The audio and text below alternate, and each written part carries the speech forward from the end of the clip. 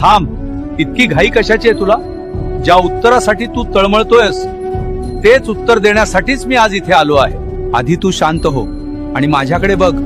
तुला फक्त तुझे रिकामे हात दिसले, पण त्या रिकाम्या हातांनी जेव्हा जेव्हा तू माझ्या पायरीला स्पर्श केलास तेव्हा तुझ्या नशिबातले कितीतरी काटे मी उपसून काढले. हे तुला दिसलं नाही. मी तुला रिकाम्या हाताने परत पाठवलं, कारण मला तुला चिल्लर नाही द्यायची होती. मला तुझी पात्रता इतकी वाढवायची होती की त्यात माझं यश मावेल.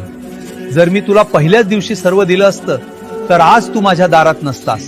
तुझे पाय मातीला लागावेत, तुला माणुसकी कळावी म्हणून मी तुला इतके दिवस फिरवलं. पण आता तुझी परीक्षा संपली आहे, कारण आता मी जे देणार आहे ना ते सावरताना तुझे हे 2 हात सुद्धा अपुरे पडतील. धीर धर, तुला फळ गोडच मिळेल. आणि एक गोष्ट लक्षात ठेव, सदैव श्री स्वामी समर्थ नावाचा जप करत राहा. भिऊ नकोस, मी तुझ्या पाठीशी आहे.